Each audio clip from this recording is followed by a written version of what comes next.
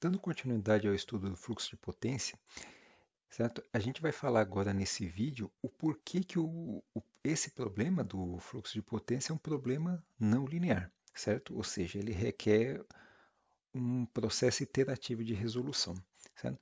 Então, vamos fazer isso comparando com o problema da análise nodal, né? Que é visto lá em circuitos elétricos. Então, agora a gente tem na tela aí um circuito que tem três nós, certo? Então, a gente tem nó 1, nó 2 e nó 3, certo? E cada nó tem uma fonte de corrente, certo? No caso do nó 1, a fonte está injetando corrente no nó, e no caso dos nós 2 e 3, a gente vê que as fontes de corrente estão extraindo corrente desses nós, certo? E finalmente a gente também tem um nó de referência. Tá? Esse tipo de problema consiste no quê? Como as correntes já são dadas, certo? O objetivo é saber quem são as tensões nodais para esse tipo de problema. Certo? Então, basicamente, é você resolver esse sistema linear aqui. Certo? Você tem o vetor das correntes, né? A matriz admitância e o vetor das tensões, que é o objetivo do problema, é encontrar quem é esse vetor das tensões. Certo? Então, está aqui a descrição de cada um dessa equação aqui. Então, o nosso problema a ser resolvido é o seguinte: é esse problema aqui, certo? Então, é montada a matriz admitância para aquela rede. A gente tem aqui a injeção de corrente. Ó, e 2 e 3 estão com o sinal negativo porque elas estão extraindo a corrente do nó. Aqui a gente está vendo, né, que tanto no nó 2 no nó 3 as correntes estão saindo. Já no nó 1 as correntes estão entrando. Então, por isso que os sinais para a corrente 1 é positivo e para os nós 2 e 3 o sinal das correntes é negativo.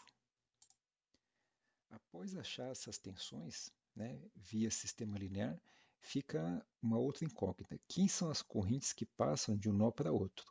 Então, seriam essas correntes aqui, ó.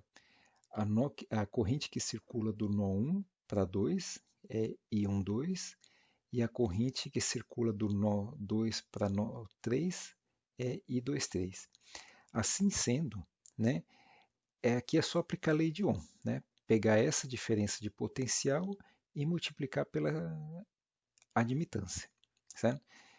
Aqui é a mesma coisa, I23, certo? É fazer a diferença de potencial entre 3 e 2 e multiplicar por essa admitância I23. Certo? Aqui a gente tem I1, 2, né, que nem a gente viu lá, e aqui a gente tem I3, 2. Então, a gente pode ver que, como a análise nodal é um sistema linear a ser resolvido, então ela sai imediatamente. Agora vamos ver como é que fica a situação no caso do fluxo de potência. Tomando, por exemplo, essa outra rede aqui, a gente tem o quê? A gente também tem as barras 1, 2 e 3, né? Então, a barra 1 está sendo injetada, uma certa quantidade de potência. Já nas barras 2 e 3, a gente tem cargas conectadas aqui, certo? A gente tem entre 1 e 2, a gente tem Z1, uma impedância desse ramo. Entre 2 e 3, a gente tem Z2, que é a impedância do ramo. Então, o objetivo é saber o quê? A partir da potência que está sendo injetada aqui, quais são as tensões que vão ficar nas barras 2 e 3.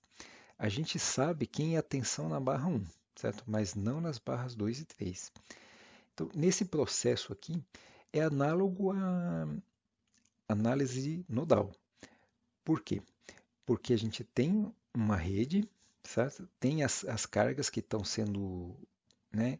No caso da barra 1, que está sendo injetada uma potência, e nas barras 2 e 3 está sendo extraída essa potência. Então, o problema é bem similar, porém a resolução não é. Por que isso?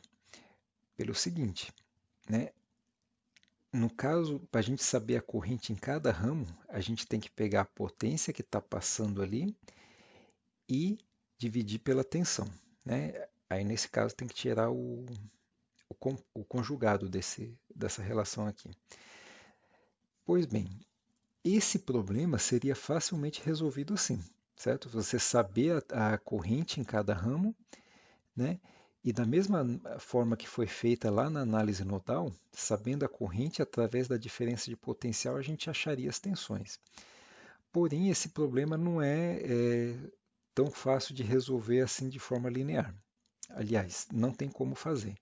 Por que isso?